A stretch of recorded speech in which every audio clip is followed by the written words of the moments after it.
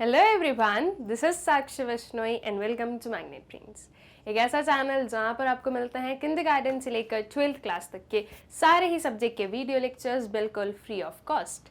Magnet brains पर आपको कुछ वीडियोस या कुछ चैप्टर्स पढ़ने के बाद में किसी भी काइंड ऑफ सब्सक्रिप्शन को परचेज करने की ज़रूरत नहीं है, क्योंकि मैग्नेट ब्रेन्स आप लोगों को प्रोवाइड करवाता है क्वालिटी कंटेंट, वो भी बिल्कुल free of cost. Magnet brains पर आपको वीडियो लेक्चर्स मिलते हैं related to English medium, Hindi medium, CBSE हो या चाहे वो आपके स्टेट बोर्ड्स हो। इतना ही नहीं, मैग्नेट ब्रेन्स आप लोगों को प्रिपेयर करवाता है for your competitives also like NTSC, olympiad and many more. So that means कि आप लोगों को मैग्नेट ब्रेन्स पर सब कुछ मिलेगा, वो भी क्वालिटी के साथ में और एकदम फ्री ऑफ कॉस्ट। इसी अच्छी बात से हम लोग स्टार्ट करते हैं हमारे इस लेक्चर को, जिसमें हम लोग पढ़ने वाले हैं क्लास 12th इकोनॉमिक्स में जो हमारे प्रीवियस ईयर क्वेश्चंस हैं फॉर द ईयर 2014। इसमें जो आउटसाइड दिल्ली रीजन के लिए क्वेश्चन पेपर्स आए थे उसका सेट 1, 2 एंड 3 तीनों को ही हम लोग करेंगे यहाँ पर सॉल्व। नाउ स्टूडेंट्स, एक जो छोटी सी चीज़ हमें ध्यान रखनी है वो ये है कि 2014 में हमारी जो बुक्स फॉलो की जाती थी इकोनॉमिक्स में, 12th इकोनॉमिक्स में, वो आपकी introductory micro economics and introductory macro economics होती थी। लेकिन अगर हम बात करें आफ्टर 2020, ठीक है, 2020 के बाद की बात करें तो हमारा ये जो सिलेबस है ये चेंज हो गया। अब हम लोगों के पास में जो 12th इकोनॉमिक्स में दो बुक्स फॉलो की जाती हैं वो होती हैं आपकी macro economics and your Indian economic development. ठीक है, आपकी जो माइक्रो इकोनॉमिक्स है वो अब 11th क्लास का पार्ट बन चुकी है। लेकिन जब 2014 में माइक्रो एंड मैक्रो थी तो ऑब्वियसली चीज़ है कि ये जो क्वेश्चन पेपर आया था इसमें सेक्शन ए जो था वो माइक्रो इकोनॉमिक्स का था और सेक्शन बी जो था वो मैक्रो इकोनॉमिक्स का था।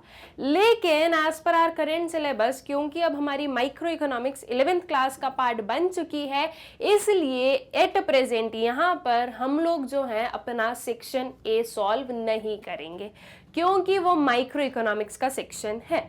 ठीक है, हम लोग सिर्फ और सिर्फ section B that is macroeconomics को यहाँ पर हम लोग सॉल्व करने वाले हैं। ऑल राइट, इसके अलावा स्टूडेंट्स एक जो थॉट या एक जो डाउट आता है आप लोगों के माइंड में वो ये है कि इंडियन इकोनॉमिक डेवलपमेंट को कैसे प्रिपेयर करें। उसके लिए तो हमारे पास में इतने सारे क्वेश्चंस आपने पढ़ाए नहीं है, तो हम कैसे सॉल्व करें, हम कैसे जो है उसकी प्रैक्टिस करें।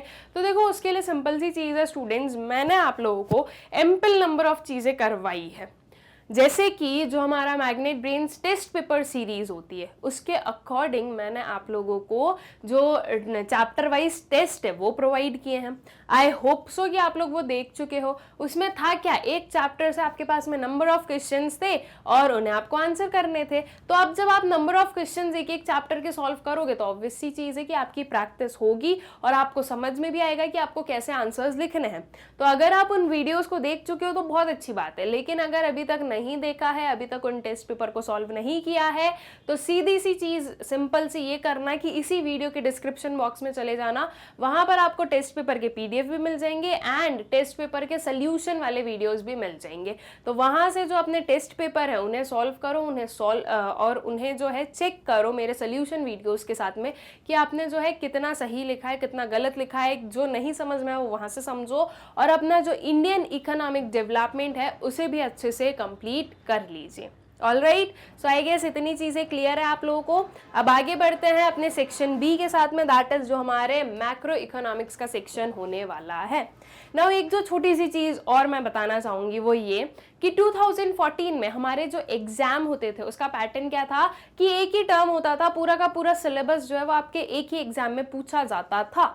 लेकिन अगर हम बात करें 2022 की तो इसमें क्या हुआ है, अब हमारे पास में दो टर्म्स होते हैं, टर्म 1 एंड टर्म 2। टर्म 1 जो कि आप लोगों का ऑलरेडी हो चुका है, ऑब्जेक्टिव काइंड ऑफ था, उसमें आपका हाफ सिलेबस आ चुका है। अब जो हाफ सिलेबस बचा है वो आपके टर्म 2 का पार्ट है। अगर हम स्पेसिफिकली बात करें मैक्रो इकोनॉमिक्स की, तो मैक्रो इकोनॉमिक्स में हमारे पास में 2 चैप्टर्स आने वाले हैं, measurement of national income and determination of income and employment.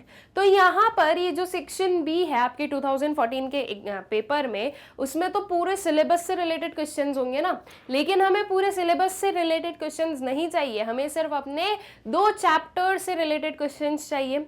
इसलिए यहाँ पर मैंने आप लोगों के लिए स्पेसिफिकली उन्हीं क्वेश्चंस को लिया है जो कि आपके टर्म 2 2022 का पार्ट है, ठीक है। तो हम लोग यहाँ पर जो सॉल्व करने वाले हैं ये बेसिकली हम बोलें कि मेन फोकस्ड आपका टर्म 2 ही होगा। All right, so I guess कि इतनी चीज भी आप लोगों को अच्छे से क्लियर है। अब सबसे पहले हम आउटसाइड दिल्ली का सेट 1 सॉल्व करेंगे, फिर इसी के कंटिन्यूएशन में सेट 2 एंड देन सेट 3, ठीक है। तो चलिए अब जो है क्वेश्चन की साइड बढ़ते हैं और जल्दी जल्दी अपने क्वेश्चंस को आंसर कर देते हैं। क्या है हमारा question? Define inflationary gap. Inflationary gap को हमें क्या करना है? डिफाइन करना है। तो स्टूडेंट्स, इन्फ्लेशनरी गैप क्या होता है? ये वो गैप है जो कि अराइज होता है ड्यू टू एक्सेस डिमांड। जब आपकी टोटल एग्रीगेट डिमांड आपकी एग्रीगेट सप्लाई से ज्यादा हो जाती है, तो ऐसे केस में जो गैप क्रिएट होता है उसे हम इन्फ्लेशनरी गैप कहते हैं। और ये जो इन्फ्लेशनरी गैप है, इसकी वजह से कौन सी सिचुएशंस अराइज होती है? इन्फ्लेशन वाली सिचुएशंस अराइज होती है, ठीक है। दैट मीन्स कि इन्फ्लेशनरी गैप की वजह से इन्फ्लेशन जो है ये हमें देखने को मिलता है इकोनॉमी में, ठीक है। और क्यों? क्योंकि हुआ क्या है कि आपकी जो डिमांड है, आपकी जो एग्रीगेट डिमांड है वो ज्यादा हो गई, वो एक्सीड कर गई है आपके एग्रीगेट सप्लाई को। अब जब उतने गुड्स नहीं है सप्लाई करने के लिए, तो उस डिमांड को वापस कंट्रोल में लाने के लिए इन्फ्लेशन अपने आप जो है क्रिएट हो जाएगा। और जब डिमांड ज्यादा होती है, सप्लाई कम होती है, तो सप्लायर्स के लिए क्या होता है? एक प्रॉफिट वाली सिचुएशन होती है कि वो इसमें जो है ज्यादा प्रॉफिट अर्न कर सकते हैं, तो वो अपने प्रोडक्ट्स के प्राइसेस बढ़ा देते हैं, ठीक है। तो इन्फ्लेशनरी गैप, हम उस गैप को बोलेंगे जो कि क्रिएट होता है ड्यू टू एक्सेस डिमांड, ठीक है। So due to excess of aggregate demand, there exists a difference or a gap between the actual level of aggregate demand and full employment level of demand. This difference is termed as inflationary gap, ठीक है। तो किसकी वजह से? excess of aggregate demand की वजह से ये जो गैप क्रिएट होता है, कैसे जो excess जो ये बोल रहे हैं हम excess हो रहा है aggregate demand, वो किस सेंस में बोल रहे हैं? तो जो actual level of aggregate demand है और जो full employment level of aggregate demand है, मतलब कि जो हमारा डिजायर्ड लेवल है, जो हम लोगों ने सोचा है कि फुल एम्प्लॉयमेंट पर इतनी डिमांड होगी, उससे जो है जब आपकी डिमांड एक्चुअल वाली जो असलियत में डिमांड हो रही है आपकी, जब वो ज्यादा आ जाती है तो वो एक्सेस डिमांड वाली सिचुएशन होती है, ठीक है। और इस डिफरेंस को हम क्या बोलते हैं? इन्फ्लेशनरी गैप कहते हैं। All right, so I guess ये क्वेश्चन जो है अच्छे से आप लोगों को क्लियर हो गया है। फिर आता है next question, what is full employment? Full employment का मतलब क्या होता है? तो देखो, फुल एम्प्लॉयमेंट का मतलब सीधा सीधा इतना है कि वो सारे पर्सन जिन्हें वर्क चाहिए, those who are able and willing, ठीक है, एबल विलिंग दोनों आएगा, जिसे वर्क चाहिए और जो उसके एबल भी है, तो उन्हें जो है वर्क मिल रहा है विदाउट एनी अनड्यू डिफिकल्टी, ठीक है। उनकी जो है किसी भी डिफिकल्टी के बिना जो है जब उन्हें वर्क मिल जाता है, उन लोगों को वर्क मिल जाता है जिन्हें चाहिए होता है, and they are able also, इस सिचुएशन को हम फुल एम्प्लॉयमेंट वाली सिचुएशन कहते हैं। ऑल राइट, अब फुल एम्प्लॉयमेंट का मतलब ये नहीं होता है कि जीरो अनएम्प्लॉयमेंट, इसे हम बिल्कुल नहीं बोलेंगे। फुल एम्प्लॉयमेंट वाली सिचुएशन में भी कुछ काइंड ऑफ अनएम्प्लॉयमेंट हमें देखने को मिलती है, जैसे कि हो गई फ्रिक्शनल अनएम्प्लॉयमेंट, स्ट्रक्चरल अनएम्प्लॉयमेंट, ये कुछ जो है ना, ये कुछ काइंड ऑफ अनएम्प्लॉयमेंट हमें देखने को मिलती है फुल एम्प्लॉयमेंट वाली कंडीशन में भी, ठीक है। So full employment refers to the situation where the resources of the country, that is labor, are fully and efficiently employed. But it is not a situation of zero unemployment, ठीक है, ये जो है zero unemployment वाली situation नहीं है। In other words full employment can be said to take place when cyclic unemployment is zero while structural and frictional unemployment are minimum, ठीक है। तो हम कब बोल सकते हैं कि फुल एम्प्लॉयमेंट वाली सिचुएशन जो है वो हमें देखने को मिल रही है, फुल एम्प्लॉयमेंट हमें जो इकोनॉमी में देखने को मिल रहा है, तो वो हम बोल सकते हैं जब साइक्लिक अनएम्प्लॉयमेंट ना हो और जो स्ट्रक्चरल और फिक्शनल अनएम्प्लॉयमेंट है वो उसके मिनिमम पर हो, ठीक है, बहुत ज्यादा ना हो। ऑल राइट, तो ये होता है आपका फुल एम्प्लॉयमेंट का मतलब, और फुल एम्प्लॉयमेंट का मतलब जीरो अनएम्प्लॉयमेंट नहीं होता है, उसे भी हमने जो है एक्सप्लेन कर दिया है प्रॉपरली। ओके, तो आई गेस ये क्वेश्चन भी जो है आप लोगों को अच्छे से क्लियर हो गया है, ठीक है। फिर आता है next question, what are externalities, give an example of a positive externality and its impact on welfare of the people. Externalities क्या होती है और पॉजिटिव एक्सटर्नलिटी का हमें एग्जाम्पल बताना है और उसका इम्पैक्ट बताना है वेलफेयर पर, ठीक है। तो एक्सटर्नलिटीज क्या होती है स्टूडेंट्स, ये वो चीजें हैं जो कि हम लोग इंटेंशनली नहीं करते हैं, बट जब कोई भी एक प्रोसेस हम करते हैं, मान लो हम कुछ भी प्रोडक्शन कर रहे हैं, तो उसमें अननोइंगली कुछ हो जाता है, मतलब कि कुछ या तो पॉजिटिव इम्पैक्ट होता है या नेगेटिव इम्पैक्ट होता है on the welfare of the society, economy और योर कंट्री, तो इसे हम एक्सटर्नलिटीज कहते हैं, ठीक है। ये चीजें हम लोग इंटेंशनली नहीं करते हैं, ये अपने आप हो जाती है, हम कुछ एक प्रोसेस करते हैं, उसको करने के पीछे कुछ ना कुछ पॉजिटिव या नेगेटिव इम्पैक्ट होता है, ठीक है, उसे हम एक्सटर्नलिटीज कहते हैं। So an externality is said to occur when the action of one entity made an impact on other entity, ठीक है। तो एक्सटर्नलिटी को क्या बोलेंगे हम, ये तब ऑकर होती है जब एक एंटिटी का एक्शन जो है वो दूसरी एंटिटी पर कोई इम्पैक्ट डाल रहा है।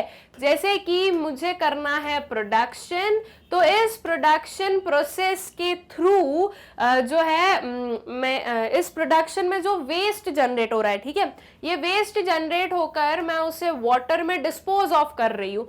तो मेरा वर्क क्या है, मेरा वर्क है कि मेरी फैक्ट्री में जो वेस्ट जनरेट हुआ मैंने तो उसे वाटर में क्या किया, डिस्पोज ऑफ कर दिया, ठीक है।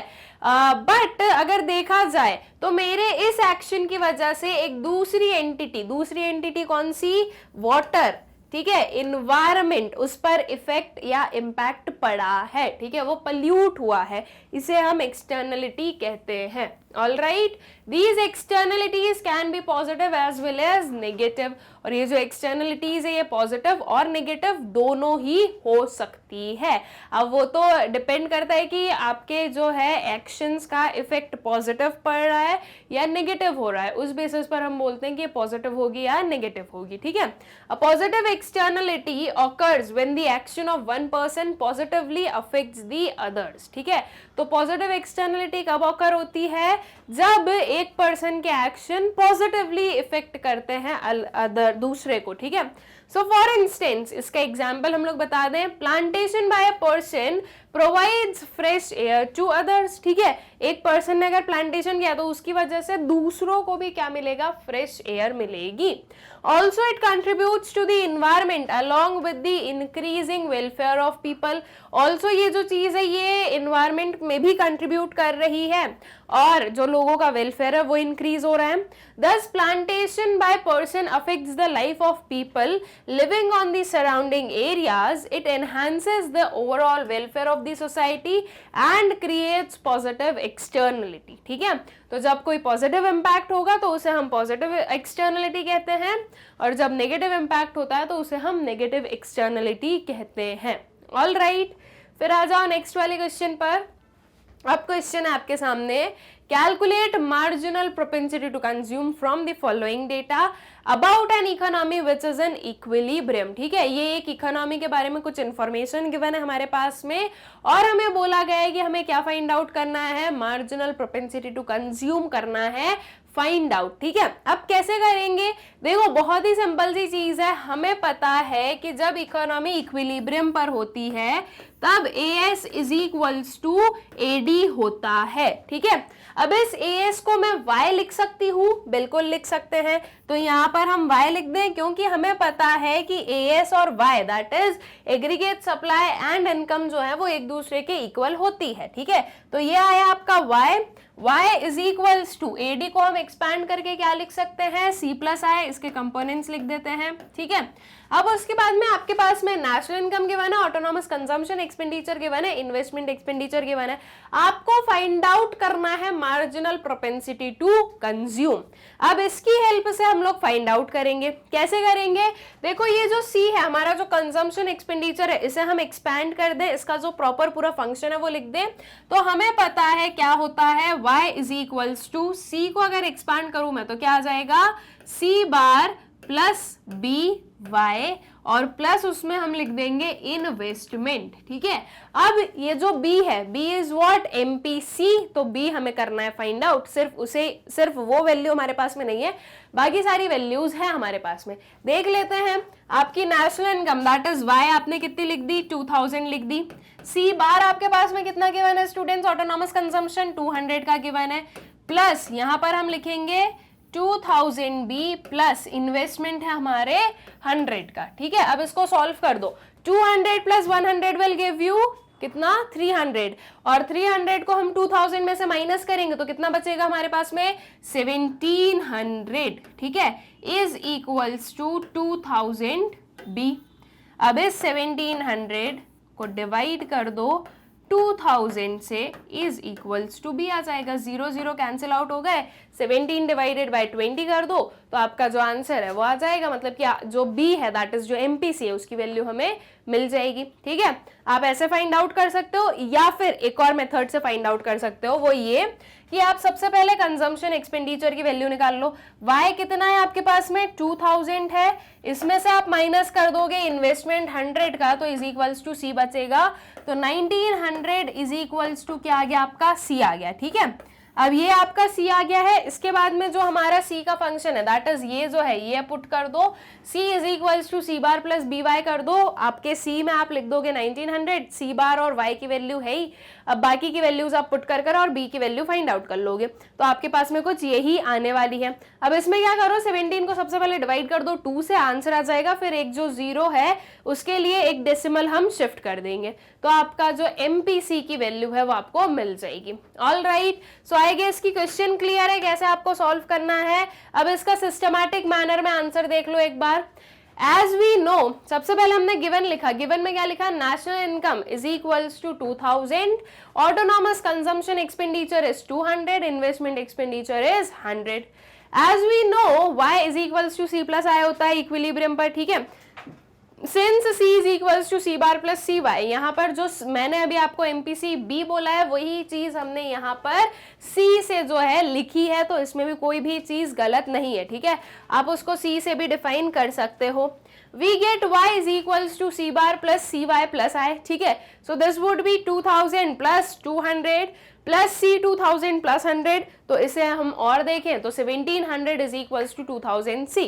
अब 1700 डिवाइडेड बाय 2000 करोगे तो आंसर आ जाएगा आपके पास में 0.85। so therefore marginal propensity to consume is 0.85। ठीक है, यही सही है, तो मार्जिनल प्रोपेंसिटी टू कंज्यूम कितना आ गया आपका 0.85। All right, so I guess question clear है, एकदम ही इजी सा क्वेश्चन था एंड आई होप सो कि आप लोगों को क्लियर हो गया है। नेक्स्ट वाले क्वेश्चन पर आ जाओ। Calculate net national product at factor cost and gross national disposable income from the following. क्या करना है हमें जो है net national product at factor cost find out करना है और ग्रॉस नेशनल डिस्पोजेबल इनकम जो है वो भी फाइंड आउट करना है। लेकिन हम लोग at present gross national disposable income find out नहीं करने वाले हैं। क्यों? क्योंकि अब ये हमारे सिलेबस का पार्ट नहीं है, इसलिए हम इसे फाइंड आउट नहीं करेंगे। हम सिर्फ और सिर्फ net national product at factor cost जो है इसे करेंगे फाइंड आउट। ठीक है, तो अब कैसे फाइंड आउट करेंगे, किस मेथड से फाइंड आउट करेंगे, उसे देखने के लिए हमें सबसे पहले जो है क्या देखने पड़ेंगे, क्या क्या वैल्यूज आपके पास में गिवन है। तो आपके पास में गिवन है social security contribution bye employees, wages and salaries, net current transfers to abroad, rent and royalty, net factor income to abroad, social security contribution by employers, then comes profit, interest, consumption of fixed capital and net indirect taxes. अब ये जो हमने सारी values देखी students, इससे हमें एक चीज समझ में आएगी, कौन सा मेथड यूज होगा, इनकम मेथड यूज होगा, क्योंकि आपकी जो मैक्सिमम यहाँ पर वैल्यूज है वो आपकी इनकम मेथड की ही गिवन है, तो हम इनकम मेथड यूज करेंगे। इनकम मेथड से हमें कौन सा एग्रीगेट मिलता है, हमें मिलता है एनडीपी एट एफसी, ठीक है। इनकम मेथड से हमें क्या मिलता है, एनडीपी एट एफसी मिलता है। तो सबसे पहले मैं इसका फॉर्मूला बता दूं आप लोगों को, क्या करते हैं हम लोग, compensation of employees plus rent, royalty, interest, profit plus mixed income. अब यहाँ पर कंपनसेशन ऑफ एम्प्लॉइज आपके लिए पास में डायरेक्टली गिवन नहीं है, लेकिन उसके कंपोनेंट जरूर गिवन है, तो हम यहाँ पर कंपोनेंट से लिखेंगे wages and salaries plus social security contribution. Social security contribution किसका लेंगे, एम्प्लॉइज का लेंगे, एम्प्लॉयर्स का लेंगे, बाय एम्प्लॉयर्स लेंगे। हमेशा जब भी हम कंपनसेशन ऑफ एम्प्लॉइज के कंपोनेंट्स की बात कर रहे हैं तो हम social security contribution by employers ही लेंगे, ठीक है। बाय एम्प्लॉइज कभी भी नहीं जो है कंसिडर किया जाएगा आपकी कैलकुलेशन में, ठीक है। अगर मान लो यहां पर ये नहीं गिवन होता, बाय एम्प्लॉयर्स नहीं गिवन होता, तो भी हम लोग जो है इसे इंक्लूड नहीं करते, क्योंकि हमें social security contribution bye employees नहीं लेना होता है, वो कंपनसेशन का पार्ट नहीं होता है, वो एम्प्लॉइज के कंपनसेशन का पार्ट नहीं है। लेकिन अगर एम्प्लॉयर्स कर रहे हैं सोशल सिक्योरिटी कंट्रीब्यूशन, तो वो जो है आपके कंपनसेशन ऑफ एम्प्लॉइज का पार्ट होता है, ठीक है। तो यह आएगा आपका एसएससी बाय एम्प्लॉयर्स, ठीक है। यहां पर स्पेसिफिकली आप लिखोगे कि दिस इज बाय एम्प्लॉयर्स, ठीक है। अब फिर उसके बाद में इसमें आपको क्या ऐड करना है, इसमें आप ऐड करोगे रेंट एंड रॉयल्टी, प्रॉफिट है, और अगर इंटरेस्ट है तो वो भी आप यहां पर लोगे, ठीक है। उसके बाद में मिक्स्ड इनकम, मिक्स्ड इनकम आपके पास में गिवन नहीं है क्वेश्चन में, एंड आई गेस इंटरेस्ट भी गिवन नहीं, तो आप वो चीजें नहीं इंक्लूड करोगे। अब इससे इन सब से हमें क्या मिलेगा, एनडीपी एट एफसी मिलेगा, लेकिन आपको चाहिए क्या, आपको चाहिए है एनएनपी एट एफसी। तो इस डोमेस्टिक को नेशनल में हम कैसे कन्वर्ट करते हैं, हम ऐड करते हैं net factor income from abroad, लेकिन अगर देखा जाए तो हमारे पास में गिवन है net factor income to abroad, तो आप क्या करोगे, यहां से माइनस करोगे net factor income to abroad को, ठीक है। ये जो टू है इसे आप माइनस करने वाले हो, अगर फ्रॉम होता तो आप ऐड कर रहे हो, लेकिन टू है इसलिए आप इसे क्या करोगे, माइनस करोगे, ठीक है। तो अब जो है आपको क्या मिल जाएगा, आपका एनएनपी एट एफसी मिल जाएगी। देख लेते हैं कि क्या क्या जो है वैल्यूज हम लोग लेंगे। Social security contribution bye employees नहीं लिया जाएगा, वेजेस एंड सैलरीज 800 लेंगे, रेंट एंड रॉयल्टी 300 लेंगे, net factor income to abroad 50 का लिया जाएगा, माइनस करेंगे, social security contribution by employers जो है 100 का ये लेंगे। इस वाली स्लाइड से हम ये 4 फिगर्स लेने वाले हैं। फिर चले नेक्स्ट स्लाइड पर, प्रॉफिट 500 का आ जाएगा, इंटरेस्ट भी गिवन है आपके पास में 400 का ही आ गया, consumption of fix capital and net indirect taxes की हमें जरूरत नहीं है, तो इस वाली स्लाइड से हम ये 2 फिगर्स लेंगे, इन सबको हम पुट करेंगे इसमें, और अपना जो एनएनपी एट एफसी है इसे कर लेंगे फाइंड आउट, ठीक है। तो चलो आंसर पर आते हैं, NNP at FC is equals to wages and salaries plus social security contribution by employers plus rent and royalty plus profit plus interest minus net factor income to abroad, ठीक है। तो यह आ गया आपका 800 plus 100 plus 300 plus 500 plus 400 minus 50, ठीक है। तो अब यहाँ पर जो है ऐड करते जाओ, देखो 800 प्लस 300 कितना हो जाएगा students, this will give you 1100, ठीक है। इस 100 को 400 में ऐड कर दो, तो ये हो गया 500 प्लस 500 विल गिव यू 1000, यह हो गया आपका 2100, और इसमें से हम माइनस कर देंगे 50 को, तो आंसर आ गया आपके पास में 2050 अरब्स, ठीक है। अरब्स में आपकी सारी वैल्यूज गिवन थी, तो बस वही चीज हम यहाँ पर डिनोमिनेशन में यूज करेंगे, तो ये हो गई हमारी NNP at FC, that is 2050 अरब। All right, I guess question आप लोगों को अच्छे से क्लियर हो गया है, ठीक है। अब जो है नेक्स्ट वाले क्वेश्चन पर आ जाए। नेक्स्ट क्वेश्चन है How would the following be treated in estimating national income of the country? You must give reasons for your answer. इनमें से ये जो चीज़ है गिवन है हमारे पास में, ये जो तीनों गिवन है, इसे हम लोग कैसे ट्रीट करेंगे जब हम नेशनल इनकम फाइंड आउट करेंगे कंट्री की तब, और हमें जो है प्रॉपर रीजंस भी देने हैं। अगर हम इंक्लूड कर रहे हैं तो हम इंक्लूड क्यों कर रहे हैं, अगर हम इंक्लूड नहीं कर रहे हैं तो क्यों नहीं कर रहे हैं, उसके जो है हमें प्रॉपर रीजंस देने होंगे। आपके पास में गिवन है taking care of aged parents. Aged parents का क्या करना, जो है केयर उनकी रखना है, ठीक है। तो क्या ये चीज आप लोग नेशनल इनकम में इंक्लूड करते हो? नहीं करते हो। These are non monetary exchanges, ठीक है। इससे जो है कोई भी काइंड ऑफ प्रोडक्टिव सर्विसेज या प्रोडक्टिव गुड्स एंड सर्विसेज हम बोलेंगे कि इनका प्रोडक्शन नहीं हो रहा है, ठीक है। तो इसलिए ये चीज इंक्लूड नहीं होती है। ये जो है केयर करना किसी का ध्यान रखना, ये सारी चीजें हम जो है आउट ऑफ लव अफेक्शन, हमारी जो सोशल रिस्पॉन्सिबिलिटी है उसके कारण ये सब कुछ करते हैं, ठीक है। हम ये नहीं कर रहे हैं कि भाई इससे हमें फायदा क्या होगा, हम ये नहीं देख रहे कि अच्छा हम अगर अपने एजेड पेरेंट्स की अगर ध्यान रख रहे हैं तो उससे हमें क्या रिटर्न मिलेगा, हम ये नहीं देख रहे हैं, ठीक है। तो ये चीजें जो है आपकी नेशनल इनकम में इंक्लूड नहीं होती है। हम यहाँ पर इनकम अर्न करने के लिए ये चीज नहीं कर रहे हैं, ओके। तो आपका जो ये है taking care of aged parents, ये एक नॉन मॉनेटरी एक्सचेंज है, या ये हम बोलेंगे एक नॉन मॉनेटरी ट्रांजैक्शन है, जो कि out of your social responsibility आप लोग जो हो अंडरटेक करते हो। This does not lead to any kind of productive services, ठीक है। तो इसलिए ये आपकी नेशनल इनकम में इंक्लूड नहीं होगा। उसके बाद में payment of corporate tax, corporate tax को कॉर्पोरेट टैक्स की पेमेंट करना।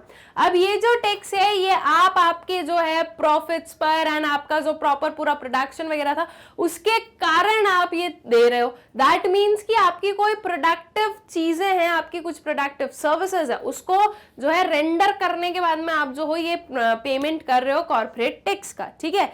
तो ये क्या होगा, क्योंकि गवर्नमेंट ने आपको अलाउ किया है कि आप ये चीजें कर सकते हो, ठीक है, तो इसलिए आप ये टैक्स पे कर रहे हो, तो दैट मीन्स कि ये इंक्लूड होता है।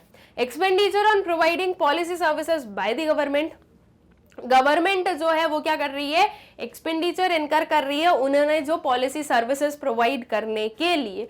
तो ये किसका पार्ट हो जाता है, ये गवर्नमेंट का एक्सपेंस है, एंड हमने पढ़ा है गवर्नमेंट फाइनल कंजम्पशन एक्सपेंडिचर। तो ये गवर्नमेंट का फाइनल कंजम्पशन एक्सपेंडिचर है जो कि वो इनकर कर रही है, उन्होंने जो भी अपने प्रोमिसेस किए, अपने पॉलिसीज जो भी वो लेकर आई, उन्हें इंप्लीमेंट करने के लिए, उन्हें हमें प्रोवाइड करने के लिए। तो ये चीज भी आपके नेशनल इनकम में इंक्लूड की जाती है। All right, I guess clear है ये चीज आप लोगों को। अब इसका जो है प्रॉपर आंसर देख लो। फर्स्ट वाला आया taking care of aged parents, so this will not be included in national income as it does not involve any production of goods and services. Moreover, these services that are meant for self-consumption and it is difficult to estimate the market value of such services. ठीक है, तो ये जो है ये हम include नहीं करते हैं। फिर payment of corporate tax, corporate tax is the part of corporate profit and therefore it is included in national income of the country, ठीक है। जो कॉर्पोरेट टैक्स है वो किसका पार्ट है, कॉर्पोरेट टैक्स पार्ट होता है आपके कॉर्पोरेट प्रॉफिट का, इसलिए हम इसे इंक्लूड करते हैं। आपको याद है हम लोग इनकम मेथड में प्रॉफिट यूज करते हैं, ठीक है, प्रॉफिट को इंक्लूड करते हैं। अगर उस प्रॉफिट के हम कंपोनेंट्स बताएं तो क्या क्या होते हैं, undistributed profit, then your corporate tax, और एक जो हमारे रिटेन्ड अर्निंग्स तो उसी में आ जाता है डिविडेंड, ठीक है। तो ये तीन चीज आती है। तो कॉर्पोरेट टैक्स दैट मीन्स वो प्रॉफिट का पार्ट होता है, और वो प्रॉफिट जब हम इंक्लूड कर रहे हैं तो ऑब्वियस सी बात है कि हम कॉर्पोरेट टैक्स को इंक्लूड करते हैं। फिर expenditure on providing policy services by the government, ठीक है, this would be policy services, so it is included in national income of the country as it forms a part of government final consumption expenditure, ठीक है। तो ये क्यों include किया जाता है, क्योंकि ये गवर्नमेंट फाइनल कंजम्पशन एक्सपेंडिचर का पार्ट है, इसलिए आपके जो ये है जो एक्सपेंडिचर ऑन पॉलिसी सर्विसेज है बाय द गवर्नमेंट, ये इसलिए इसे हम इंक्लूड करते हैं। All right, so I guess clear हो गया ये क्वेश्चन, ये जो इंक्लूड और नॉट इंक्लूड वाले क्वेश्चन हैं। आई होप सो आप लोगों को अच्छे से क्लियर हो गए हैं, ठीक है। अब आता है नेक्स्ट वाला question, when is an economy in equilibrium? Explain with the help of saving and investment functions. Also explain the changes that take place in an economy when the economy is not in equilibrium. Use diagram. ठीक है, हमें क्या बताना है कि एक economy equilibrium पर कब होती है और हमें इसे एक्सप्लेन करना है सेविंग एंड इन्वेस्टमेंट फंक्शंस की हेल्प से। ठीक है, मतलब कि हमें पता है कि एक इकोनॉमी का इक्विलिब्रियम हम दो अप्रोचेस से एस्टिमेट कर सकते हैं, दो अप्रोचेस से बता सकते हैं। एक होता है आपका एडीएस अप्रोच और एक होता है आपका इन्वेस्टमेंट एंड सेविंग अप्रोच। तो यहाँ पर हमें ये बताना है कि इकोनॉमी जो है वो इक्विलिब्रियम पर कब होगी according to investment and saving approach. ठीक है, ऑल्सो हमें ये एक्सप्लेन करना है कि अगर इकोनॉमी जो है वो इक्विलिब्रियम पर नहीं होती है तो क्या चेंजेस हमें देखने को मिलते हैं। दैट इज कि जैसे कि हम बोल रहे हैं कि इक्विलिब्रियम पर इन्वेस्टमेंट एंड सेविंग एक दूसरे के इक्वल होते हैं, तो अगर ये चीज हो गई, लेकिन अगर दोनों में से मतलब कि ये दोनों इक्वल नहीं है और कोई और सिचुएशन है like investment is less than saving और investment is more than saving, तो फिर ऐसे केस में क्या एडजस्टमेंट मैकेनिज्म होता है जिसकी हेल्प से आपकी इकोनॉमी वापस इक्विलिब्रियम पर आ जाती है। ठीक है, और फिर जो एक और क्वेश्चन गिवन है इसमें हमारे पास में वो है outline the steps required to be taken in deriving the consumption curve from the given saving curve, use diagram. एक और क्वेश्चन हमारे पास में ये गिवन है कि आपको जो है स्टेप्स बतानी है कि आप कंजम्पशन कर्व को कैसे डिराइव कर सकते हो with the help of saving curve. ठीक है, मतलब कि सेविंग कर्व की हेल्प से आप कंजम्पशन कर्व आपको कैसे मिलेगा, हमें इस चीज को एक्सप्लेन करना होगा। ठीक है, अब अगर ये क्वेश्चन आपके एग्जाम में आएगा तो आप इन दोनों में से एक ही क्वेश्चन को आंसर करोगे, बट अगर ये क्वेश्चन अभी हम लोग सॉल्व कर रहे हैं, प्रैक्टिस कर रहे हैं, इसलिए हम यूज कर रहे हैं, तो फिर हम लोग जो है इन दोनों ही क्वेश्चंस को आंसर करने वाले हैं, क्योंकि जब हम लोग प्रैक्टिस कर रहे हैं तो हमारा मेन मोटिव क्या है कि हम ज्यादा से ज्यादा क्वेश्चंस को सॉल्व करें। ठीक है, तो अब जो है हम जल्दी से दोनों ही क्वेश्चंस के आंसर देख लेते हैं। सबसे पहले हमारे फर्स्ट वाले क्वेश्चन का आंसर देखेंगे। So according to this approach, the equilibrium level of income is determined at the level when planned saving is equal to planned investment. ठीक है, इस चीज को जो हमारा सेविंग एंड इन्वेस्टमेंट अप्रोच है उसे हम इस डायग्राम की हेल्प से भी समझ सकते हैं। सबसे पहले हम लोगों ने जो एडीएस ग्राफ है वो बनाया है। अब आप लोग देखोगे जहां पर एडी और एएस मीट कर रहे हैं, सेम उसी पॉइंट पर जो है आपका जो इन्वेस्टमेंट एंड सेविंग कर्व है वो एक दूसरे से मीट करते हैं, मतलब कि सेम लेवल ऑफ हम बोलेंगे आउटपुट पर। ठीक है, तो ये आपका सेम ही रहने वाला है, same level of output, income, employment, ये सब सेम रहेगा। आप चाहे एडीएस कर्व से देखो या आप एसएनआई कर्व से देखो। ठीक है, अब इसमें स्टूडेंट्स आप लोग सिर्फ सिंगली ये जो हमारा डाउन साइड वाला ग्राफ है ये भी बना सकते हो, जिसमें हम सिर्फ और सिर्फ सेविंग और इन्वेस्टमेंट को शो कर सकते हैं। इन्वेस्टमेंट का जो कर्व होता है वो आपका हॉरिजॉन्टल स्ट्रेट लाइन होता है पैरेलल टू एक्स एक्सिस। ठीक है, जैसे कि हम क्या बोलते हैं कि ये हॉरिजॉन्टल स्ट्रेट लाइन क्यों होता है, बिकॉज हमारा इन्वेस्टमेंट जो है वो चेंज नहीं होता है, वो कांस्टेंट रहता है। ठीक है, ऑटोनॉमस इन्वेस्टमेंट हम इसे कहेंगे।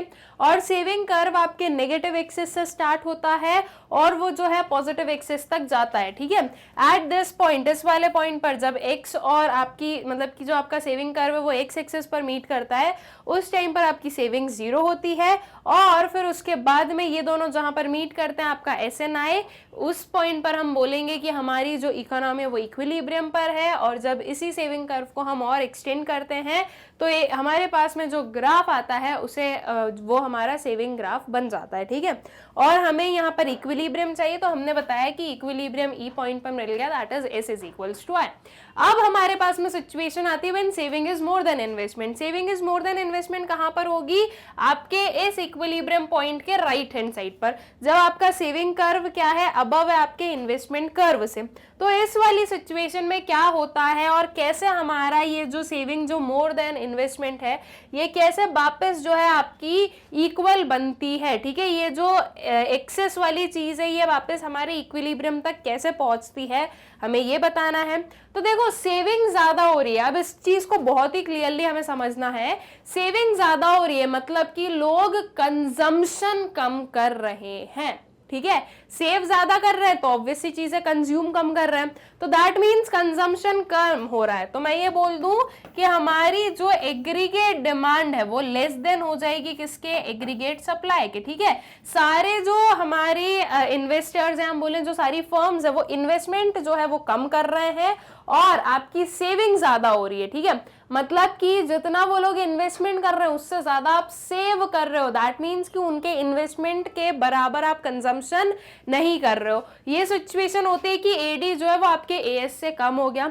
अब ऐसे केस में क्या होगा, अब ऐसे केस में आपकी जो प्राइजेस हैं वो क्या हो जाएंगे, कम हो जाएंगे, डिफ्लेशनरी गैप वाली सिचुएशन आएगी तो प्राइजेस कम होंगे, सारे मेजर्स ऐसे लिए जाएंगे कि आपकी ये जो डेफिशिएंट डिमांड है इसे करेक्ट किया जा सके और उसकी हेल्प से ये चीज क्लियर आउट होगी और जो आपकी सेविंग है वो वापस किसके इक्वल हो जाएगी, इन्वेस्टमेंट के इक्वल हो जाएगी। सेविंग ज्यादा हो रही है, सीधा सीधा मतलब आप कंजम्पशन कम कर रहे हो। ठीक है, तो इसे हम ऐसे ही लिखेंगे कि एडी जो है वो लेस देन एएस बन रहा है, ऐसे आपको जो है ना समझ के इसे जो है आंसर करना होगा। If planned saving is more than planned investment, it means that households are not consuming as much as the firms expected them to.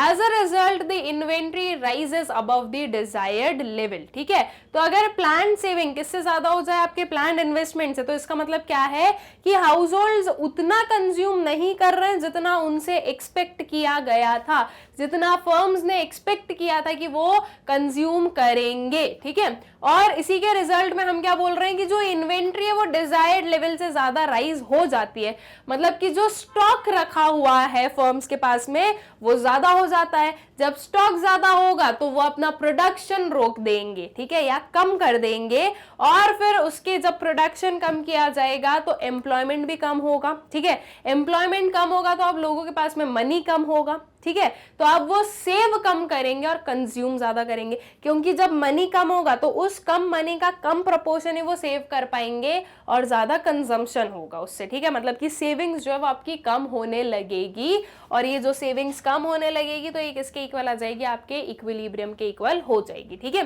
So to clear the unwanted increase in inventory, firms would plan to reduce the production till saving and investment becomes equal to each other। ठीक है, तो ये जो हमारी एक situation थी वो हमने देख ली कि उसे कैसे क्योर किया जाएगा। अब इसके बाद में अपनी सेकेंड वाली सिचुएशन पर आते हैं, when saving is less then investment. अब लेस देन इन्वेस्टमेंट मतलब कि इस इक्विलिब्रियम पॉइंट के लेफ्ट हैंड साइड वाला पॉइंट, ठीक है, लेफ्ट हैंड साइड वाला पार्ट जिसमें हम देख रहे हैं कि सेविंग कम है, इन्वेस्टमेंट ज्यादा है। अब ये कौन सी सिचुएशन है, इसमें हम क्या बोल रहे हैं कि भाई देखो जब सेविंग कम है तो इसका मतलब लोग कंजम्पशन ज्यादा कर रहे हैं। ठीक है, कंजम्पशन ज्यादा कर रहे हैं, इसका मतलब क्या हो रहा है कि अब जो आपकी एग्रीगेट डिमांड है वो ज्यादा हो रही है एग्रीगेट सप्लाई से। ठीक है, इस चीज को आप क्लियरली देखो, यहां से भी देख सकते हो। अगर मैं बोल रही हूँ राइट हैंड साइड पर जब सेविंग ज्यादा है, तब मैंने क्या बोला था, जब सेविंग ज्यादा है तो हम कंजम्पशन कम कर रहे हैं, इसका मतलब AD is less than AS आएगा।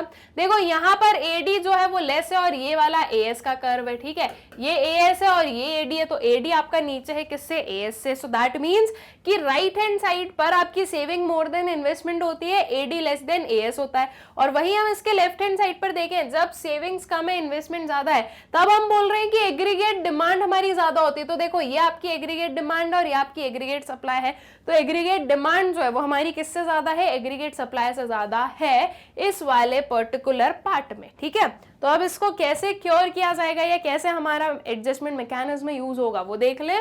सो if planned saving is less than planned investment, it means that households are consuming more and saving less than what the firms expected them to.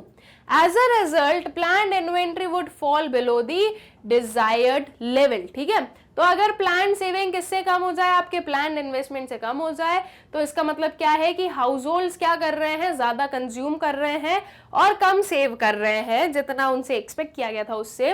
तो इसके result में हम बोलेंगे कि जो plan inventory है वो अपने डिजायर्ड लेवल के बिलो चली गई है, या उसके बिलो हम बोल रहे हैं कि वो फॉल हो गई है। ठीक है, so to bring the inventory back to the desired level, firms would plan to increase the production till saving and investment become equal to each other। ठीक है, तो इस इन्वेंट्री को वापस जो है डिजायर्ड लेवल तक लाने के लिए फर्म क्या करेगी, फर्म ये प्लान करेंगी कि वो जो है अपना प्रोडक्शन बढ़ाएं, और जब प्रोडक्शन बढ़ाया जाएगा तो जो सेविंग है और इन्वेस्टमेंट है वो वापस इक्वल हो जाएगा। ठीक है, जब एडी और एएस इक्वल आएगा तो सेविंग और इन्वेस्टमेंट भी वापस एक दूसरे के इक्वल हो जाएंगे। All right, so I guess clear है ये वाला क्वेश्चन आप लोगों को। अब इस क्वेश्चन का फर्स्ट वाला जो पार्ट है वो हमने कर लिया, that is saving investment approach से इक्विलिब्रियम एक्सप्लेन कर दिया। साथ ही साथ ये जो सेविंग इन्वेस्टमेंट के थ्रू जो ये एडजस्टमेंट मैकेनिज्म हमें यूज करना है वो भी हमने देख लिया। अब चलते हैं आगे, हमारा जो इसमें एक और क्वेश्चन था, दैट इज कि अगर सेविंग कर्व आपके पास में गिवन है तो आपको क्या करना है, कंजम्पशन कर्व करना है डिराइव। तो उसकी जो है प्रॉपर आपको जो पूरा डायग्राम है वो भी बनाना है और जो हमारी स्टेप्स है वो भी लिखनी होगी। ठीक है, तो अब सबसे पहले देख लेते हैं, इसके डायग्राम को समझ लेते हैं, फिर उसके बाद में इसकी स्टेप्स पर आ जाएंगे। अब डायग्राम में देखो, ये वाला डायग्राम आप बाद में बनाओगे, आपके पास में गिवन क्या है, सेविंग कर्व गिवन है। तो सबसे पहले आप क्या करोगे, आप एक सेविंग कर्व बना दोगे। उसके बाद में हमें पता है कि सेविंग कर्व हमारा नेगेटिव एक्सिस से स्टार्ट होता है। क्यों? क्योंकि at zero level of income there is some kind of consumption. ठीक है, जिसे हम ऑटोनॉमस कंजम्पशन कहते हैं और सी बार से उसे डिनोट करते हैं।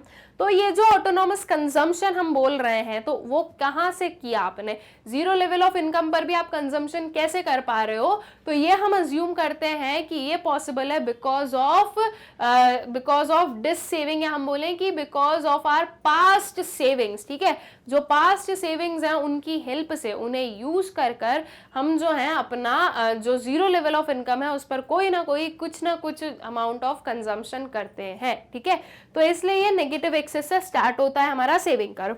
अब सेविंग कर्व नेगेटिव एक्सिस से स्टार्ट होकर और आपके पॉजिटिव एक्सिस में जाता है।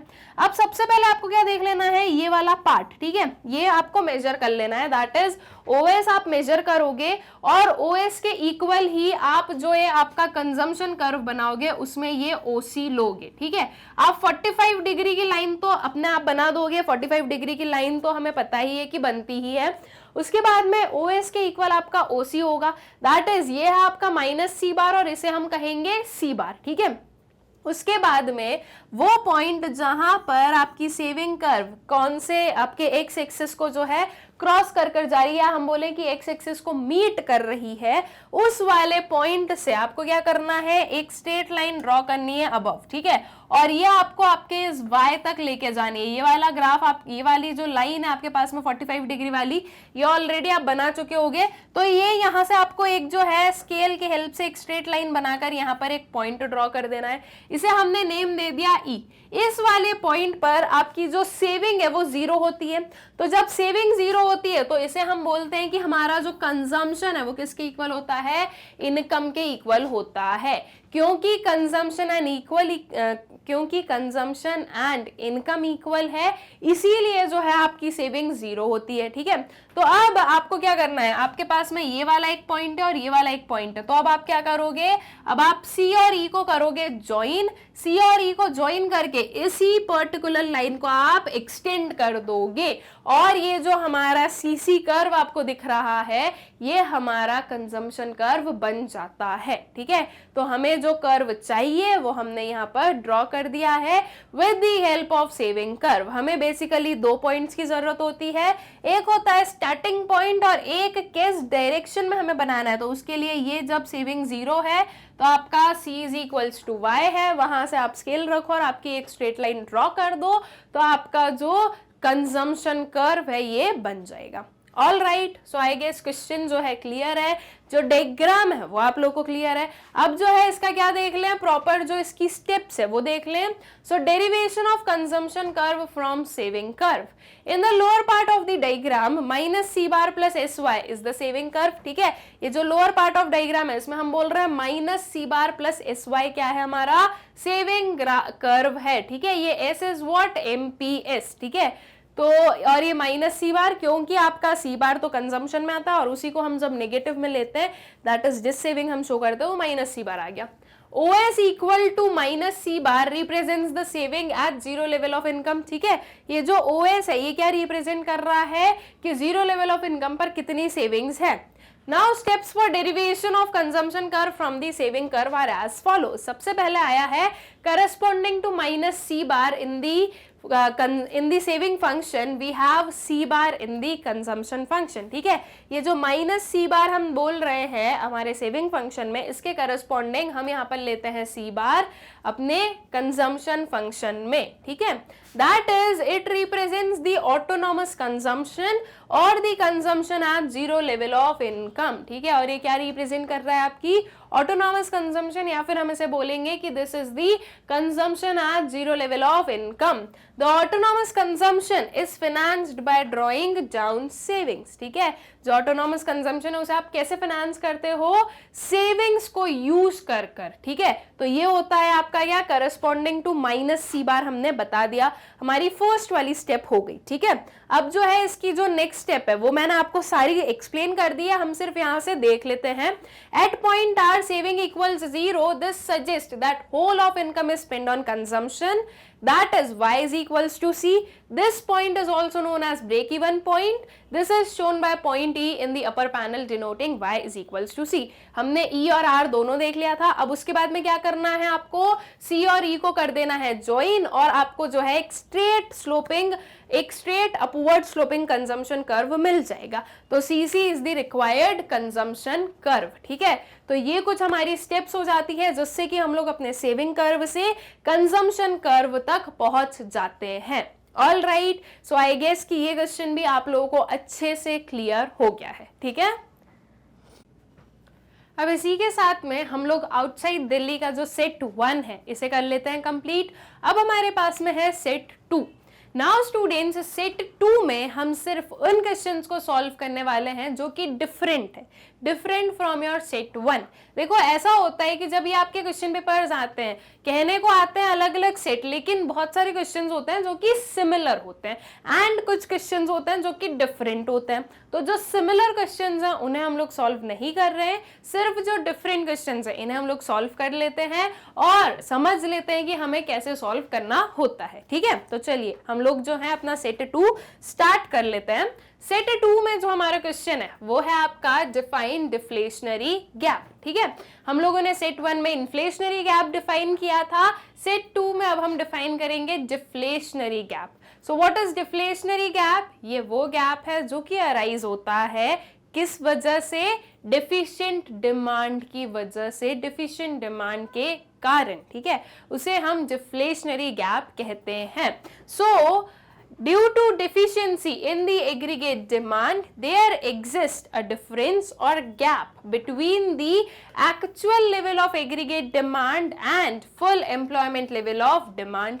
This difference is termed as deflationary gap. ठीक है, तो जो deficiency है aggregate demand में, उसकी वजह से जो difference या जो gap create होता है actual level of aggregate demand और full employment level वाली जो demand होती है उसमें, इस difference को हम deflationary gap कहते हैं. ठीक है, that means कि full employment level जो कि हमारी एक desired level है, जो कि एक planned demand है, उससे जब हमारी actual demand कम हो जाती है तो इन दोनों के बीच का जो gap है उसे हम डिफ्लेशनरी गैप कहते हैं. All right, so I guess clear है ये चीज.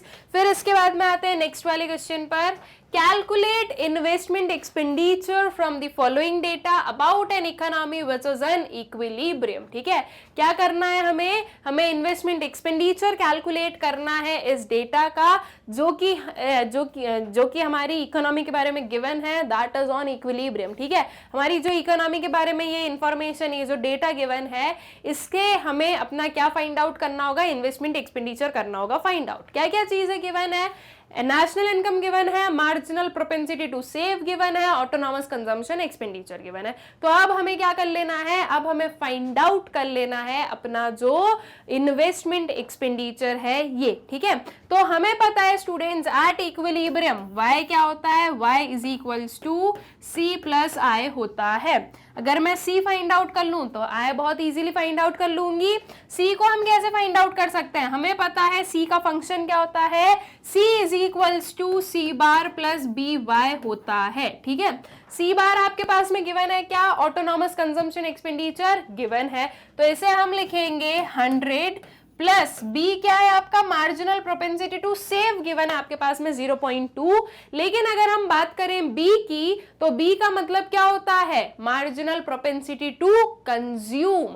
तो अब आप बी या फिर एमपीसी को कैसे फाइंड आउट कर लोगे with the help of MPS?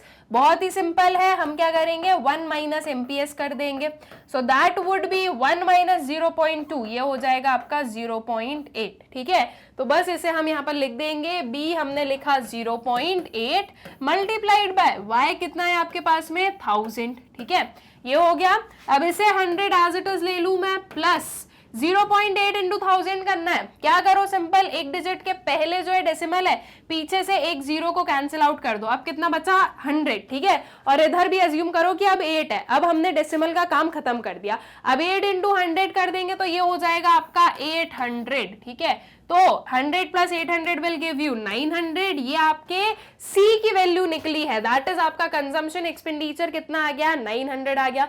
आपके पास में नेशनल इनकम कितनी गिवन है 1000 गिवन है। अब अगर मैं y माइनस सी कर दूंगी तो मेरे पास में इन्वेस्टमेंट एक्सपेंडिचर आ जाएगा, दैट इज 1000 माइनस 900 कर दो, दैट विल गिव यू 100। तो ये 100 आ जाएगा आपका इन्वेस्टमेंट एक्सपेंडिचर। ऑल राइट, बहुत ही सिंपल सा क्वेश्चन था, आई होप सो आप लोगों को क्लियर हो गया। इसे आप ऐसे भी फाइंड आउट कर सकते हो, मतलब कि आप सी को अलग से फाइंड आउट करके फिर आई निकाल दो, या फिर आप इस वे से भी कर सकते हो, यहां पर आप लिखो y इज इक्वल्स टू, ये पूरा सी का फंक्शन हो गया और ये हमने लिख दी i। ठीक है, तो ये हो जाएगा आपका 1000 और इधर आप ऐड कर दोगे आई। ठीक है, तो ये कितना हो जाएगा आपका 1000 is equals to 100 plus 800 plus I, that will give you 1000 minus 900, that is 100 is equals to I. ठीक है, इन दोनों वे से जो है आप आपका जो इन्वेस्टमेंट एक्सपेंडिचर है वो निकाल सकते हो। ठीक है, तो इन्वेस्टमेंट एक्सपेंडिचर आपका आ जाएगा 100। आई गेस की क्लियर है ये चीज आप लोगों को, इसी को जो है और जो है क्लियरली यहां से हम समझ सकते हैं। National income that is y is equals to 1000, marginal propensity to save भी गिवन है आपके पास में 0.2, ऑटोनॉमस कंजम्पशन एक्सपेंडिचर गिवन है आपके पास में 100। Now MPC is equals to 1 minus MPS हो गया, that is 1 minus 0.20 is equals to 0.8। ठीक है, अब इसको जो है इसका जो पूरा आंसर है वो मैंने आप लोगों को बता दिया, क्या होगा इसके आगे का आंसर हमारा, दैट इज 0.8 तक हो गया यहाँ पर। अब उसके बाद में आपने आय को फाइंड आउट कर लिया पूरा आपका जो है कंजम्पशन फंक्शन और इनकम की हेल्प से, तो आय की वैल्यू क्या आ गई थी आपकी 100 आ गई थी। ठीक है, तो आई गेस कि ये क्वेश्चन जो है आप लोगों को क्लियर हो गया है। ठीक है, अब जो है नेक्स्ट वाले क्वेश्चन पर आ जाए। नेक्स्ट क्वेश्चन है आपके पास में, calculate national income and net national disposable income from the following. क्या फाइंड आउट करना है आपको, national income and net national disposable income. अब देखो इस क्वेश्चन में हम लोग ये जो नेट नेशनल डिस्पोजेबल इनकम है इसे फाइंड आउट नहीं करने वाले हैं। क्यों नहीं करने वाले हैं, क्योंकि ये हमारे करंट सिलेबस का पार्ट नहीं है। ठीक है, इसलिए हम लोग net national disposable income find out नहीं करेंगे। ठीक है, हम लोग सिर्फ और सिर्फ अपनी जो नेशनल इनकम है इसे फाइंड आउट करने वाले हैं। अब नेशनल इनकम को फाइंड आउट करने के लिए क्या मेथड, क्या फॉर्मूला यूज करेंगे, उसके लिए हमें जो है अपने सारे वेरिएबल्स देखने पड़ेंगे, सारी वैल्यूज देखनी पड़ेगी, क्या क्या गिवन है आपके पास में। तो आपके पास में गिवन है net change in stocks, government final consumption expenditure, net current transfers to abroad, gross domestic fixed capital formation, private final consumption expenditure, net imports, depreciation, net factor income to abroad, उसके बाद में net indirect taxes, net current transfers to abroad. ठीक है, ये कुछ चीजें हैं, ये कुछ वैल्यूज है जो कि आपके पास में गिवन है। आपको फाइंड आउट करना है नेशनल इनकम।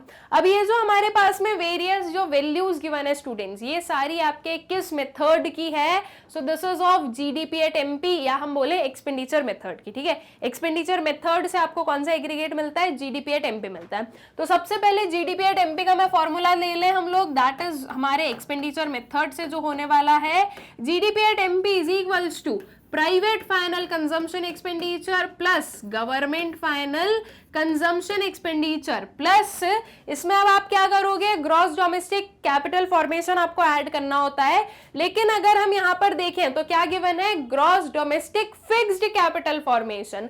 तो जब फिक्स्ड कैपिटल फॉर्मेशन गिवन होता है स्टूडेंट्स, तो उसे हम कैपिटल फॉर्मेशन में कैसे कन्वर्ट करते हैं, इसमें चेंज इन स्टॉक्स को ऐड करके। तो अब आप इसमें क्या ऐड कर दोगे, इसमें आप ऐड करोगे gross domestic fixed capital formation और जो हमारा चेंज इन स्टॉक्स है, ठीक है, प्लस चेंज इन स्टॉक्स। तो ये आपका क्या बनेगा, ये बनेगा आपका ग्रॉस डोमेस्टिक कैपिटल फॉर्मेशन, ठीक है, ये net change in stocks given है। उसके बाद में हम इसमें ऐड करते हैं नेट एक्सपोर्ट्स को, लेकिन हमारे क्वेश्चन में नेट इंपोर्ट्स गिवन है। जब हम एक्सपोर्ट्स फाइंड आउट करते हैं, मतलब एक्सपोर्ट्स को यूज करते हैं, नेट एक्सपोर्ट्स को यूज करते हैं तो हम प्लस लगाते हैं, लेकिन अब हम नेट इंपोर्ट्स को यूज कर रहे हैं तो हम क्या करेंगे, अपोजिट साइन लगा देंगे, दैट इज ये हो जाएगा आपका माइनस। आप इसमें से क्या माइनस करोगे, नेट इंपोर्ट्स, ठीक है, ये हो गया। इसके बाद में इतना करने के बाद में आपको जीडीपी एट एमपी मिलेगा, लेकिन आपको चाहिए क्या, आपको चाहिए national income, that is NNP at FC, ठीक है। नेशनल इनकम का एग्रीगेट क्या होता है, एनएनपी एट एफसी होता है। तो अब एनएनपी एट एफसी आपको कैसे मिलेगा, ग्रॉस को नेट में कन्वर्ट करो, क्या करोगे, माइनस करोगे आप डेप्रिसिएशन को, ठीक है। उसके बाद में ये डोमेस्टिक है वो नेशनल है, तो आप इसमें क्या करोगे, इसमें आप ऐड करोगे net factor income from abroad, लेकिन आपके पास में क्या गिवन है, net factor income to abroad. अब जब अपोजिट चीज गिवन है तो फिर हम साइन भी अपोजिट कर देते हैं, हम माइनस करेंगे net factor income to abroad, ठीक है। उसके बाद में ये मार्केट प्राइस है, ये फैक्टर कॉस्ट है, तो मार्केट प्राइस को फैक्टर कॉस्ट में कैसे कन्वर्ट करेंगे, हम माइनस करेंगे नेट इनडायरेक्ट टैक्सेस को, ठीक है। हम ये जब ये पूरी जो है हमारा फॉर्मूला अप्लाई करेंगे तो हमें मिलेगा अपनी national income, that is NNP at FC हमें मिलने वाला होगा, ठीक है। तो हमें ये सारी जो है अपनी जो वैल्यूज है वो यूज करनी होगी, ठीक है। अब यहां से हम लोग वैल्यूज ले लें, नेट चेंज इन स्टॉक्स हम लेंगे कितने का, 50 का। गवर्नमेंट फाइनल कंजम्पशन एक्सपेंडिचर 100, ये हम लेने वाले हैं। Net current transfers to abroad, ये वैसे भी करेंट ट्रांसफर्स और ट्रांसफर जो भी ट्रांसफर इनकम या ट्रांसफर पेमेंट होता है उसे हम इंक्लूड ही नहीं करते हैं। Gross domestic fixed capital formation हम लोग लेंगे 200, प्राइवेट फाइनल कंजम्पशन एक्सपेंडिचर हम लेंगे 500 का। नेट इंपोर्ट्स जो कि हमें माइनस करना है ये ले लेंगे हम 40। डेप्रिसिएशन हमें क्या करना है, माइनस करना है, ये आ जाएगा आपका 70। Net factor income to abroad minus करोगे किसे, -10 को, तो ये होगा आपका -10, ठीक है। तो इस वाली स्लाइड से आप ये सारे फिगर्स लोगे, सिर्फ net current transfers to abroad नहीं लोगे। अब यहां से बचा क्या है, यहां से हमारे पास में नेट इनडायरेक्ट टैक्सेस बची है, फाइंड आउट करना, ठीक है। तो नेट इनडायरेक्ट टैक्सेस ये गिवन है आपके पास में, that is of 120 and net capital transfers to abroad हम लोग नहीं लेंगे, तो ये 120 वाली भी वैल्यू ले लेंगे और इन सारी वैल्यू को हम इस फॉर्मूले में पुट कर अपना जो एनएनपी एट एफसी है इसे कर लेंगे फाइंड आउट, ठीक है। तो आ जाओ आंसर पर, NNP at FC is equals to private final consumption expenditure plus government final consumption expenditure plus gross domestic fix capital formation plus net change in stocks minus net imports minus depreciation minus net indirect taxes and minus net factor income to abroad. So that is 500 plus 100 plus 200 plus 50 minus 40 minus 70 minus 120 minus 10, ठीक है। तो अब इस पूरे को आपको solve करना होगा। सबसे पहले आप इन सबको ऐड कर लो और ये 40, 70 एंड 120 को ऐड कर लो और फिर ये तो माइनस माइनस क्या हो जाएगा, प्लस हो जाएगा, ठीक है। फिर इस 10 को भी इसी में ले जाओ और इन प्लस में से इस माइनस को माइनस कर देंगे हम लोग, तो हमारे पास में आंसर आ जाएगा 630 अरब का, ठीक है। तो आपकी जो नेशनल इनकम है दैट इज जो आपकी एनएनपी एट एफसी है उसकी वैल्यू क्या हो जाएगी, उसकी वैल्यू हो जाएगी आपकी 630 अरब। ऑल राइट, तो आई गेस की क्वेश्चन जो है आप लोगों को अच्छे से क्लियर हो गया है। एकदम इजी सा क्वेश्चन था एंड आई होप सो कि आप लोगों को अच्छे से क्लियर भी हो गया है। अब आता है हमारे पास में सेट 3 आउटसाइड दिल्ली का। सेट 3 जो है अब ये आ गया हमारे सामने। सेट 2 भी हमने कंप्लीट कर लिया, जो एक्स्ट्रा क्वेश्चंस थे वो हम लोगों ने कंप्लीट कर लिए हैं। अब हम लोग सेट 3 में जो डिफरेंट क्वेश्चंस है, ठीक है, सेट 3 में भी हम सिर्फ उन्हीं क्वेश्चंस को सॉल्व करेंगे जो कि आपके सेट 2 या सेट 1 का पार्ट नहीं है। ओके, जो सिमिलर क्वेश्चंस हैं उन्हें हम लोग यहाँ पर जो है इंक्लूड नहीं कर रहे हैं, सिर्फ जो डिफरेंट क्वेश्चंस हैं हम उन्हें सॉल्व करेंगे और अपने सेट 3 को भी कंप्लीट कर लेंगे। ओके, तो चलिए क्वेश्चंस देख लेते हैं हम लोग। क्वेश्चन है आपका, what is excess demand in macro economics. Macro economics में एक्सेस डिमांड क्या होती है? तो एक्सेस डिमांड बेसिकली हम क्या बोलेंगे कि आपकी जो एक्चुअल एग्रीगेट डिमांड है जब वो full employment level of output से ज्यादा हो जाती है, या हम बोलेंगे हमारी जो डिजायर्ड डिमांड है उससे ज्यादा हो जाती है, तो उसे हम एक्सेस डिमांड कहते हैं। ठीक है, तो आपका आंसर क्या होगा?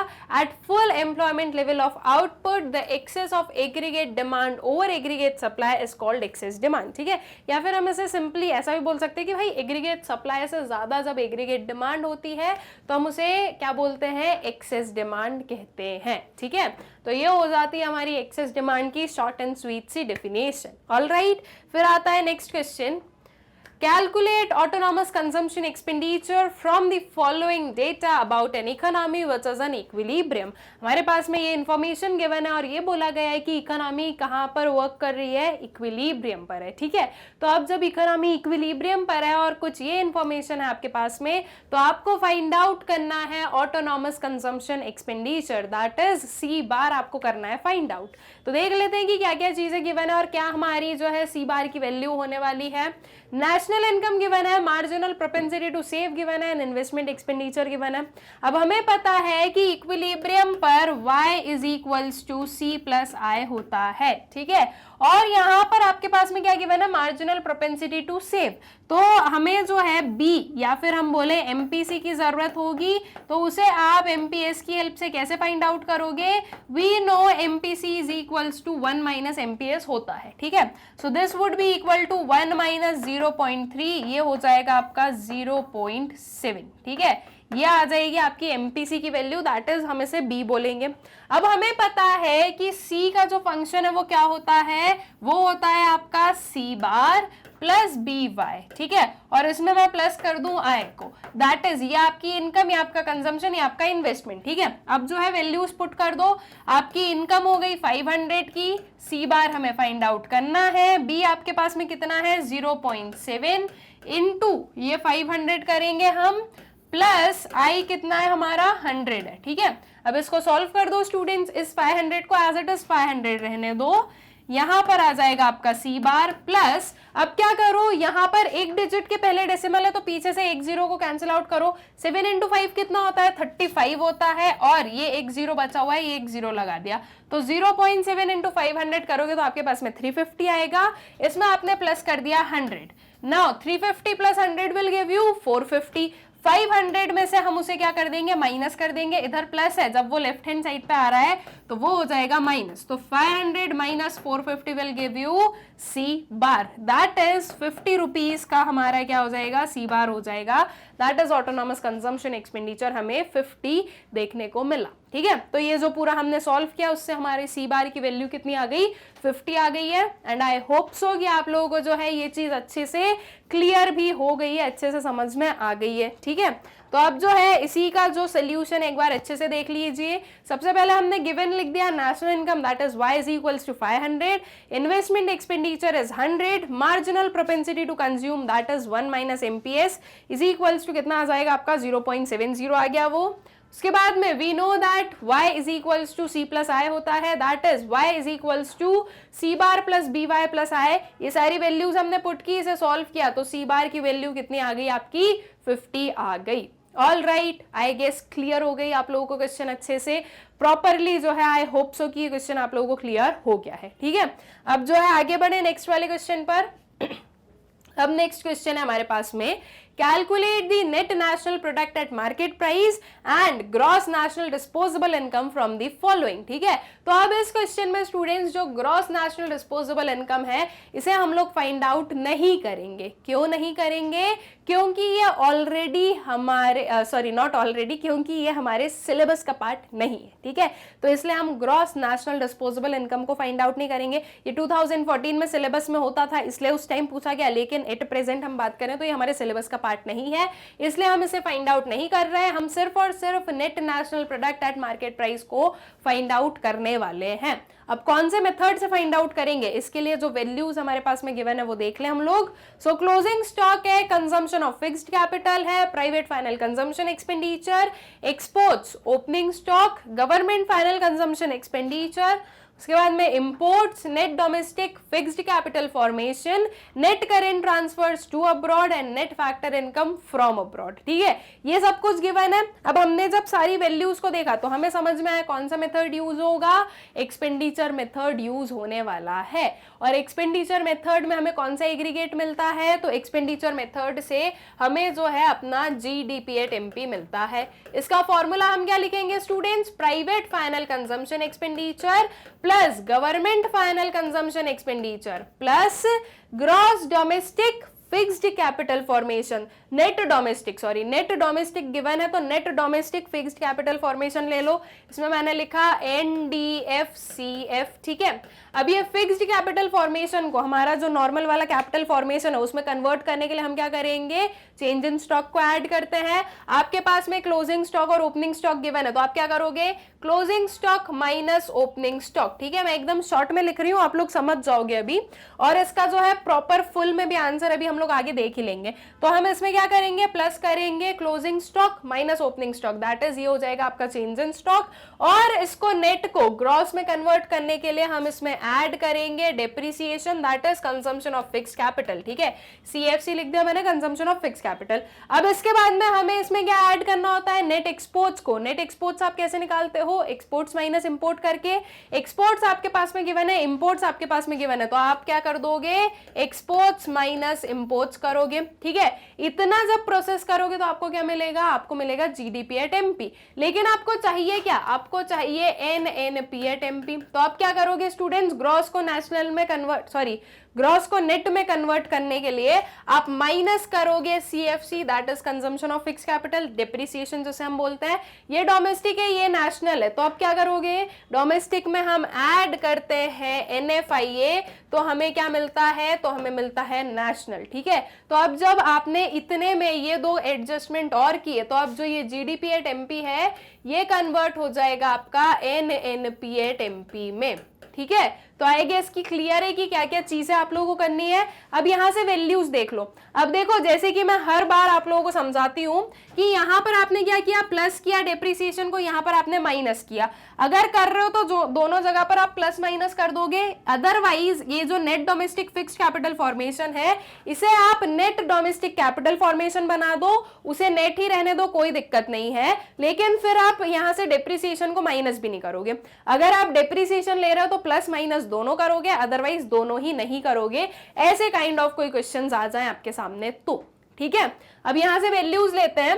देखो, ये लिया हमने प्राइवेट फाइनल कंजम्पशन एक्सपेंडिचर, ये आ गया हमारा गवर्नमेंट फाइनल कंजम्पशन एक्सपेंडिचर। ठीक है, अब आपको क्लोजिंग माइनस ओपनिंग स्टॉक लेना है, तो ये आपका क्लोजिंग स्टॉक 10 आ जाएगा, ओपनिंग स्टॉक 20 आ जाएगा। तो 10 माइनस 20 करोगे तो -10 में कन्वर्ट होगा। उसके बाद में कंजम्पशन ऑफ फिक्स्ड कैपिटल आ जाएगा आपका 40। एक्सपोर्ट्स माइनस इंपोर्ट आपको करना होगा, अभी हम इंपोर्ट की वैल्यू देख लेंगे, यहां से एक्सपोर्ट आपके 50 आ जाएंगे। ठीक है, अब जो बाकी की बची हुई वैल्यूज है वो यहां से ले लें। एक्सपोर्ट्स माइनस इंपोर्ट्स करना है, 50 माइनस 60 तो वो वैसे भी -10 आ जाएगा।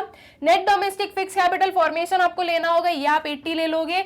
Net current transfers to abroad आप नहीं लोगे, और net factor income from abroad आपको लेना है 30, ये आप यहाँ पर ऐड कर दोगे। ठीक है, तो ये जो सारी वैल्यूज है वो हमने देख ली क्या क्या है। अब इन सारी वैल्यूज को जब आप इस फॉर्मूले में पुट करोगे और अपना जो प्लस माइनस है ये करोगे तो आपको क्या मिल जाएगा, आपका NNP एट MP मिल जाएगी। ठीक है, तो चलो अब जो NNP एट MP की वैल्यू होगी वो निकाल लें।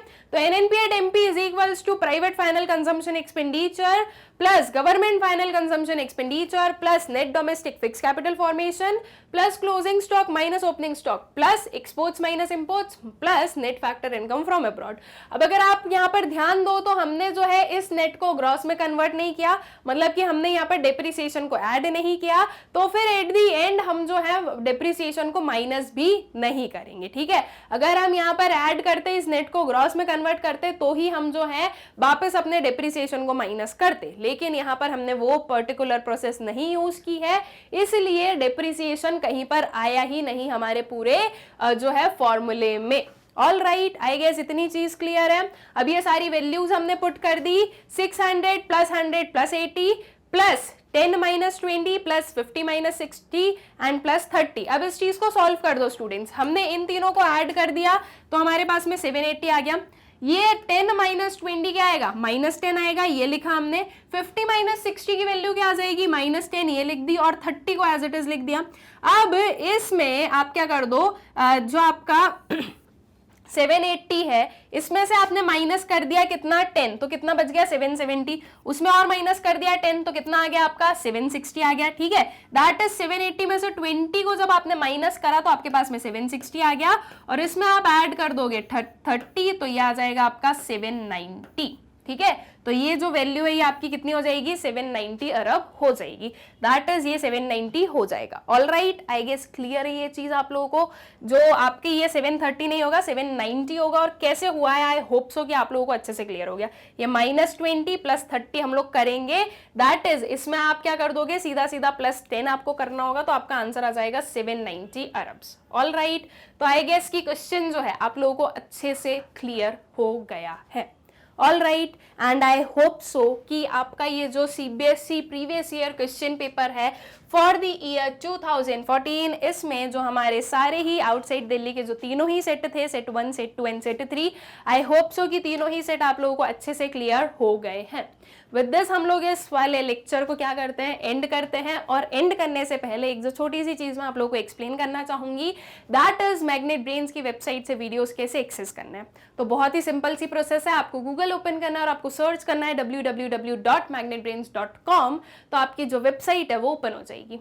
वेबसाइट ओपन होने के बाद में उसे आपको स्क्रॉल करना है। जब आप स्क्रॉल करोगे तो आपको दिखेंगे कुछ एक्सप्लोर टॉप कोर्सेज। इसके अंदर आपके पास में वेरियस ऑप्शंस हैं, CBSE English medium, CBSE Hindi medium, spoken English, NTSC olympiad, UPA board. आपको जो भी पढ़ना है आपको उस पर क्लिक करना है। जैसे हमें क्लास 12 इकोनॉमिक्स पढ़ना है ऑफ इंग्लिश मीडियम, तो हमने CBSE इंग्लिश मीडियम पर किया क्लिक। इसके अंदर जो है आपके पास में वेरियस जो ऑप्शंस अवेलेबल है वो आपको दिख जाएंगे।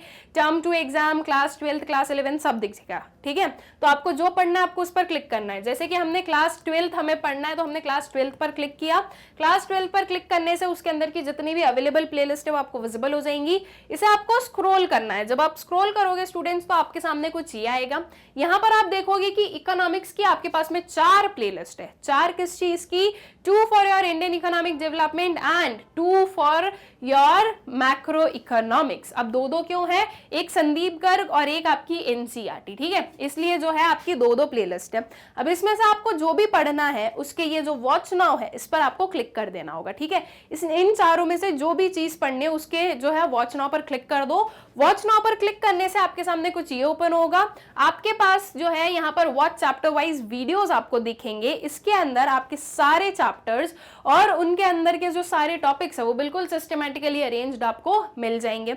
आपको जो भी पढ़ना है, जैसे कि आपको इस सेकंड वाले चैप्टर का कोई टॉपिक पढ़ना है, तो आप इस सेकंड वाले चैप्टर पर क्लिक करोगे। इसके अंदर के जो 20 लेक्चर्स है वो आपको विजिबल हो जाएंगे। उन 20 में से आपको जो भी टॉपिक पढ़ना है उसके पास में वॉच नाउ का ऑप्शन है, वहां पर आप क्लिक कर दोगे। वॉच नाउ पर आप क्लिक कर दोगे तो जो वीडियो है वो प्ले हो जाएगा। अब अगर आपको नेक्स्ट वीडियो देखना है तो आप यहां पर क्लिक कर दो। नेक्स्ट नहीं देखना है, कुछ और देखना है, यहां से कैंसिल करो। कैंसिल करने से जो वेबसाइट का होम पेज है वो फिर से ओपन होगा। फिर से सेम प्रोसेस आपको अप्लाई करनी होगी और इसी वे में आप किसी भी क्लास के, किसी भी सब्जेक्ट के, किसी भी टॉपिक को बहुत ही इजीली एक्सेस कर सकते हो। ऑल्सो स्टूडेंट्स, हमारा जो मैग्नेट ब्रेन्स का ऐप है, आप उससे भी जो है वीडियोस एक्सेस कर सकते हो। जैसे वेबसाइट पे आपको वीडियोस मिलेंगे, सेम उसी मैनर में आपको ऐप पर भी वीडियोस मिलते हैं।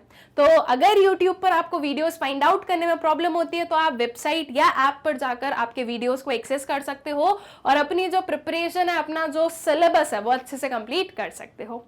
ऑल्सो स्टूडेंट्स, हमारा जो यूट्यूब चैनल है मैग्नेट ब्रेन्स, आप लोग इसे सब्सक्राइब करें, इन वीडियोस को ज्यादा से ज्यादा शेयर करें and also do like the videos. Thank you.